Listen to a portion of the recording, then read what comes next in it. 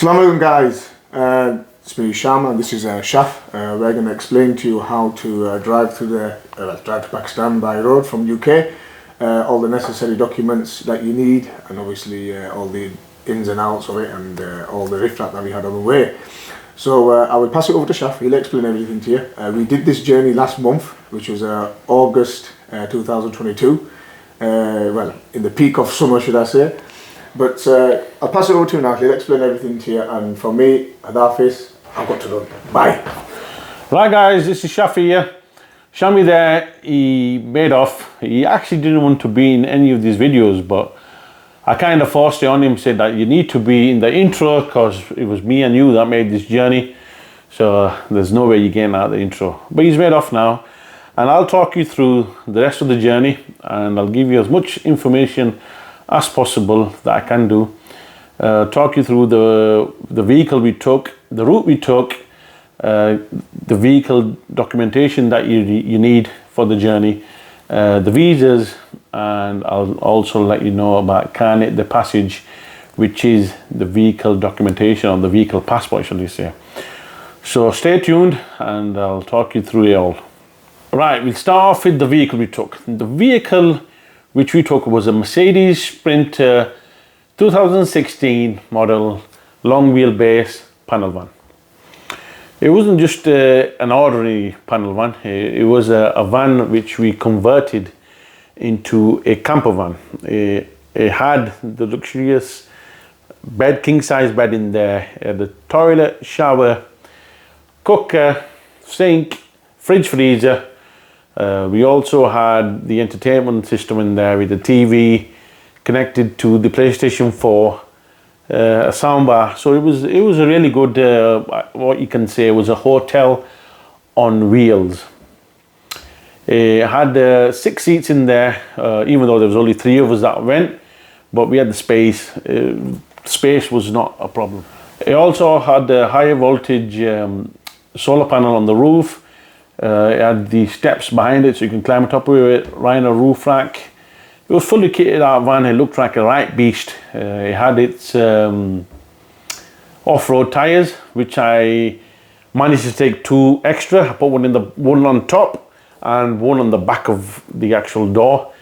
But it was a good van, a good journey we had with it. It got us there, so that's the main thing. Also in the vehicle, what I took I bought this big professional set from Halfords to make sure that if I do have a breakdown, I have the tools required. It had me covered for everything that I needed for the van. I took a tire inflator, took 2 spare tires as I said before, and I took torches with me. I took 2 high power torches with me just to make sure that if something does go wrong, I'm always going to have light. It's because obviously we don't know what we're getting ourselves into, so we had to make sure we had everything covered. Right, the route we took to get to Pakistan, we went from obviously Dover to Calais by ferry, and then from there we went to Belgium, Germany, Austria, Hungary, Serbia, Bulgaria, Turkey, Iran, and then into Pakistan. So all in, to get to Pakistan we had to go to 9 countries and 10 to obviously be in Pakistan. So that's the route we took. In them routes, I have to advise you the countries which you're not going to have any issues with whatsoever. Well, for us anyway, we had no problem. Was all the way to actually Serbia. There's no border checkpost whatsoever. So going from France all the way to Serbia, it's an open border. There's no stopping, no whatsoever, nobody stopping you and checking your vehicle or anything like that. Nothing happens. So you just drive all the way to Serbia. Once you get to Serbia, there's a border crossing. The reason why there is a border crossing is because Serbia is not actually part of Europe. So even your phone, wherever network you're with, you're roaming, they charge. I'm with EE, so they charge me for, there's no roaming charges up to Serbia. After that, there's charges for that country. So the next place, once you're out of Serbia, is Bulgaria. Oof, and that was a nightmare that I like to forget. There was around about nearly 7 hours waiting time at their border as you leave Serbia, entering into Bulgaria. The reason being, we found out anyway, because everybody crosses that country to get to your destination, whether you're going to Turkey, Iran, Iraq. That's the last country which you have to cross. So there was a bit of a wait there, 7 hours to be precise. But just to give you a tip here, once you get to Bulgaria border, the quickest way to cross it is, you know where this is once you get there, just bear this in mind. Keep your vehicle in the far right lane. Now trucks will be coming, they're used to that kind of area. Trucks will be coming and they will jump in that right lane and carry on driving, and they'll be horning at people saying what you're doing in here, etc, etc. What they're actually doing is they're crossing, they know the shortcut. They are staying in the right lane and going all the way to the petrol station, which it leads to. They'll go around the petrol station and they will cut 3 hours of traffic. So we learned this as we got closer to the petrol station. We did this as well, but we must have just saved an hour or so. But just a quick tip there for you.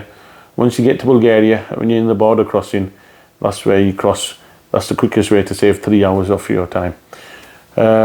Getting into Turkey, I was told you need a visa for that, but it was just quick, simple, straightforward, just a border crossing. They do check for certain things there. And then into Iran, same thing. We had to wait for a little bit time at the border for about 4 hours for no reason whatsoever.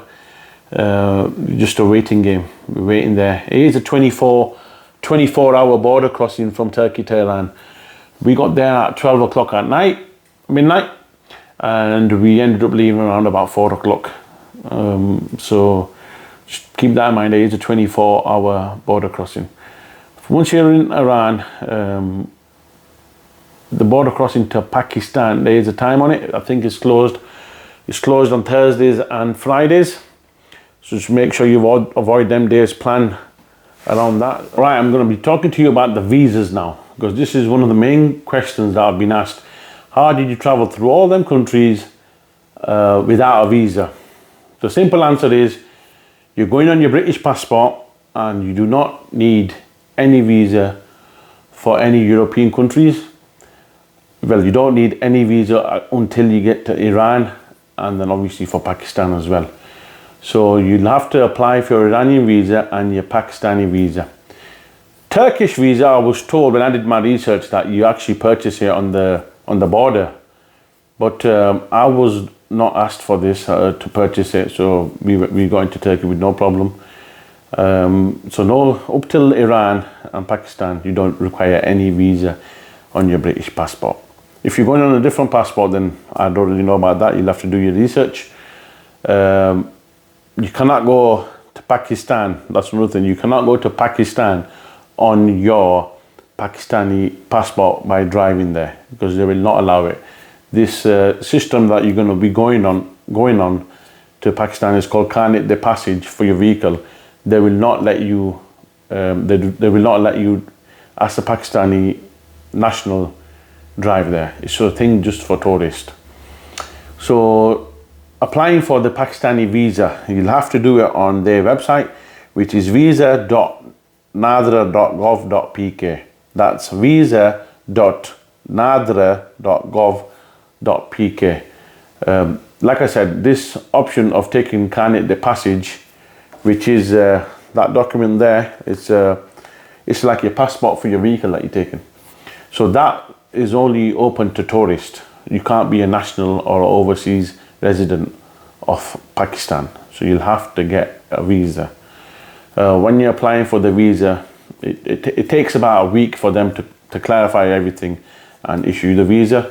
But within days, they will let you know what further information they require, because they will ask you for people that you know there. If your mum and dad, their NADA cards, their passports. If you got a partner, they'll ask for theirs. Your brothers and sisters, because they want to figure out that you've got a link in Pakistan. They'll ask you for details for the person you're visiting in Pakistan, what reason you're visiting. You have to fill that in. The more information they get, the better.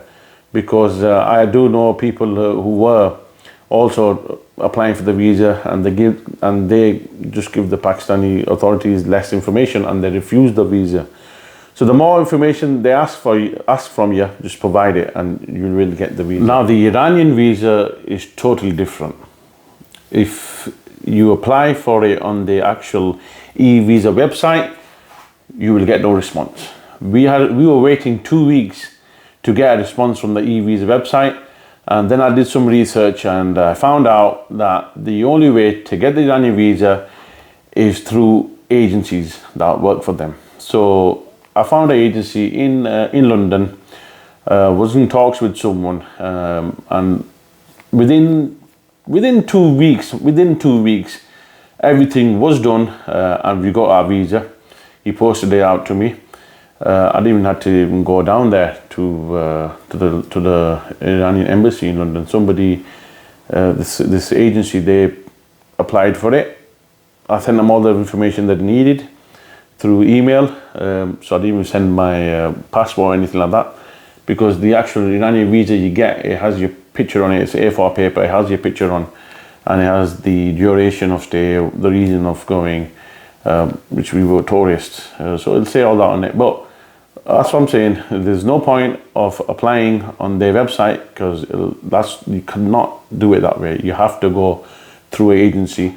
What I'll do is, if you message me on the comments, I will provide you with the number on there of who can do this for you. It's somebody that's very close to me. I don't want to upload his number on here because I don't want people ringing him and getting upset. When once you message me, I'll confirm to him that so and so is going to ring you, and so he'll be expecting it.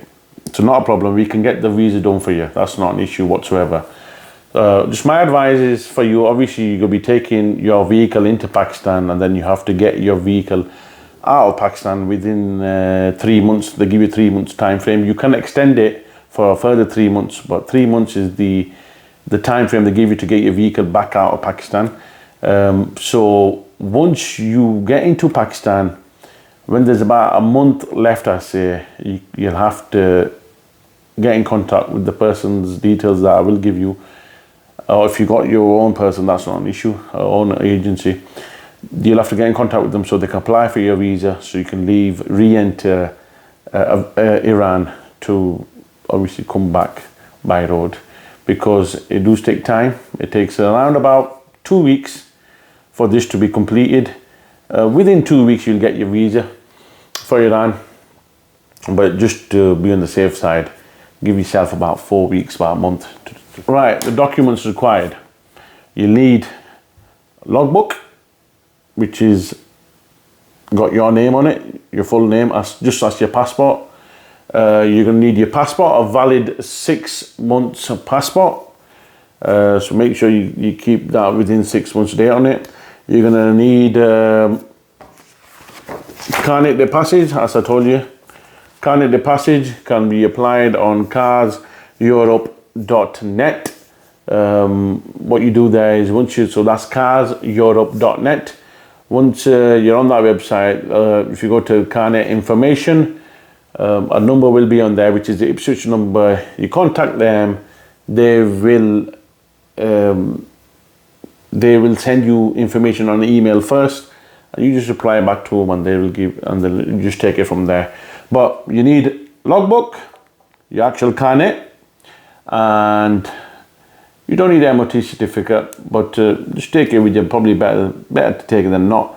Your logbook, as I said, it needs to be exactly as your passport. The name on there, sorry, that I meant to say. Your name on there needs to be exactly as your passport, because it can cause you problems in certain countries, like Iran, for example, what happened to me. My middle name was not on the logbook, and they did ask me, how come your, the Carnet says this, your passport says this, and the logbook says this. And then I give them an example. I showed them my certificate for the NHS, and that didn't have my full name on it as well. I just had my first name and my surname on it, and then that was okay. But you'd rather avoid these problems. Right, the Carnet, how that works. Carnet, basically, once you told the Carnet company what countries you're going through, because they will ask for a list, you tell them what countries you're going through, they will decide on how many page Carnet you need. Most likely it's going to be a 5-page Carnet. The fees for that is £285. That is what it was when I paid. And the duration of the Carnet is for 1 year, so the actual document itself lasts for 1 year. And once you're in the country, it's 3 months, and then you have to take your vehicle out of that country. So it's going to be most likely just used for Iran and Pakistan, depending on where you are going. So it's like a document for the Asia countries, Middle East. Once you tell them the other countries, so for example on mine here, it says on there the countries I can't go on. So it says Afghanistan, Israel, Syria, Bangladesh, Libya, Iraq, India and Egypt. It's not valid in them countries. So if you were to go to Iraq, for example, just do some sightseeing, you'll have to tell them that you're going to Iraq. It could vary in price then. The way the system works also, with the Carnet, they will value your vehicle. If your vehicle is worth, for example, £15,000, you will have to pay about £10,000 deposit to them here in the UK. The reason of that is they keep that deposit. That's like a security deposit. So if you were to take your vehicle to Pakistan, to Iran, and not leave from there, they will apply to the UK saying the vehicle's still in our country, and then the money will be forwarded to them. So if you don't want your vehicle to leave the country and you want to keep it there, you will lose your money. Not only that, your vehicle will actually not be custom free, so it will flag up in Pakistan, for example. It's not going to be a legal car in there. How the Carnet works, once you, I'll just show you on here. Mine's a 5-page Carnet. So as you can see, the front page there, I've only got a little bit piece of paper left there. That little piece of paper at the top shows I had an entry into Iran and an exit from Iran as well. Pakistan's, as I've not brought my vehicle back yet, it's still in Pakistan. I've got 3 months to take it out of Pakistan. I had to fly back because of the flood situation in Pakistan. I couldn't leave. I could not drive back. So the entry into Pakistan, it says there in top left, but the exit's not done. And I've got the middle part of the page. That middle part is only going to be taken by Pakistan at the border, the custom officers, and they'll fill that in and they'll tear that off for their own records. So that's 2 pages done. Entry, exit, entry, exit. Well, the exit's not done. So basically, it's the paper. It's an A4 paper, and it has dotted lines where they cut it off. So once you get your entry into Iran, they fill it out in the top. They'll stamp it, and they'll tear the bottom piece of paper. And when you're gonna exit from Iran, they'll fill it out on the top right hand side, stamp it, and they'll tear the middle part off. So you'll only have a little piece of paper there. It's your responsibility to make sure that your Carnet is filled in. They will fill it in because they're not going to let you bring the vehicle into the country anyway without that. But it's your responsibility to make sure the Carnet is stamped in, stamped out. And you will be liable for that. Over here, when you send your papers back to cars, you can drop it off or you can get it sent special delivery. And if they see that it's not stamped in or out, they will not return your money back to you. The second thing to note, and this is very important, when you provide your details to cars, that's the company that deal with the Carnet, you make sure you, from your logbook, you are getting the engine number, the chassis number, and they are correct, because they do check for these. Once you are at the border, at Iran border and at Pakistan border, they will check entry and exit. They will check for these, so just make sure you have these numbers correct and you know where they are. For example, on my Mercedes Sprinter long wheelbase camper van, I was checking everywhere on the van, inside the engine side. It's normally on the top right hand side of the windscreen. Could not find it. I did manage to find it. It was on the side of my driver's seat, and they had all the information there. So once that's there, they let it go, no problem. But they will look for it.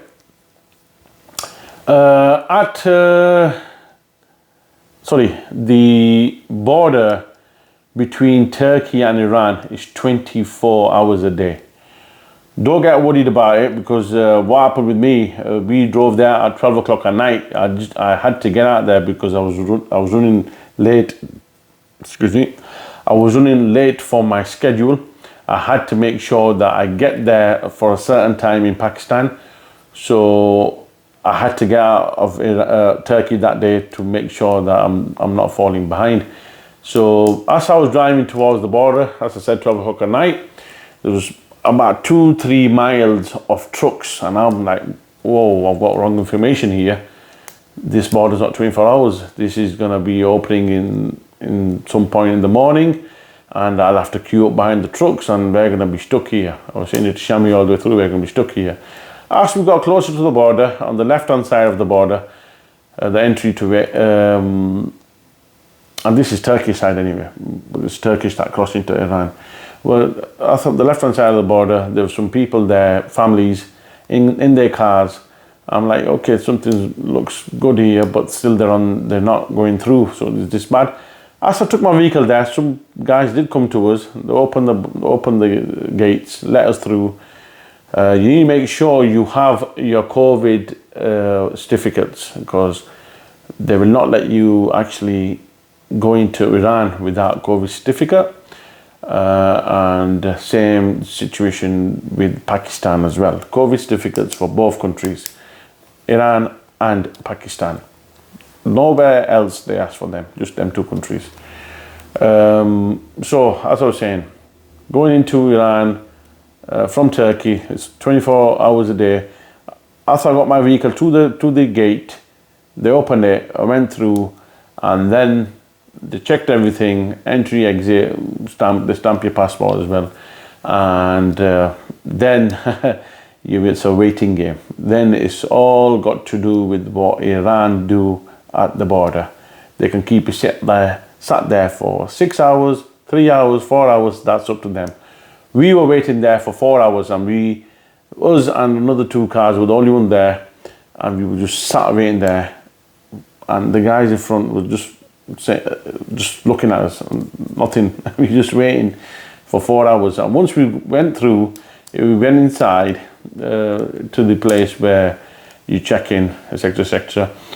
To check the carnet, take photocopies of it. Okay, that's another thing. Make sure you have a photocopy of your Iranian visa and your passport. Just take a photocopy with you. That's the person who is actually in charge, whose name is on the carnet, because they did ask me for photocopies. They didn't ask Shami, even though Shami got it done with me. We actually went into Iran here. We went past the section where the border is, into a shop, got photocopies, came back into the place, and they checked it all. It was really late at night by the time all this happened. It was around about 3:30, nearly 4 o'clock. The people there were tired. Checked all the information. There you go, off you go. The point to be noted here is nobody checked our vehicle. There's no checking of any vehicle here. To be honest with you, from leaving the UK to getting to Pakistan, nobody actually checked our vehicle properly. They were more amazed because it was a camper van. I had some really nice lights in there. They just opened it and they're really amazed with the vehicle. Oh, this, and I think that will actually get through. And the fact is, the vehicle actually is leaving UK, so we're not going to be smuggling someone out of UK or smuggling something from UK to them countries. I think is on the return is probably going to be more thorough checking. Another thing that you're going to also need is breakdown. Make sure you have breakdown. Well, it's going to work in European cover, yes. Once you're into Iran, there's no breakdown over there. I don't think there is anyway. And Pakistan, we all are familiar with Pakistan. What happens there? Well, to be honest with you, once you're in Pakistan, you get that little bit of security feeling anyway, that you can always call someone. It will take time for them to get to you, but the matters can be resolved. So that's what you need. You also need insurance. So insurance for European cover, and you need insurance for Turkey. What will be good was if you can get it all done together. So it's called a green card insurance. Just ring your insurance company and say, can you upgrade me to Europe and Turkey? They'll probably most likely just do European cover. But if you can get Turkey done, it just saves you the headache. Once you're at Turkish border, they will make you purchase insurance from them, and it takes around about 2 hours, an hour and a half, 2 hours for this to be completed. And it's really hot. When we got to Turkey, we went in peak season, so it was really hot, and there's no shelter there, so the sun's hitting right down at you. So you're best getting the insurance done if you can. If not, you can always get it done at the border on Turkey. Now, another thing to talk about is Veneta, which is basically road tax for your vehicle while your car is in Europe. I was actually told that you need it for all European countries, but that's not the situation. When I checked it on Google search, it was only some countries that needed it. One of them countries was Hungary, Bulgaria, and Turkey. Apart from them countries, wherever I Google search, and I asked at the petrol stations, because that's where you purchase it from, the petrol station. So as soon as you enter Hungary, Bulgaria, you need to ask at the petrol stations, and they will let you know whether you need it or not at service stations. When we got to Turkey, we purchased Veneta, whatever it's called. Sorry if I got the wording wrong, or for pronouncing it wrong, sorry. When we got to Turkey, we actually got the Veneta at the first shop after the borders. Their Veneta is basically, you stick it on your windscreen, and they've got toll places where your vehicle, you have to stop, and they're not manned, they're automatic, so it picks up on the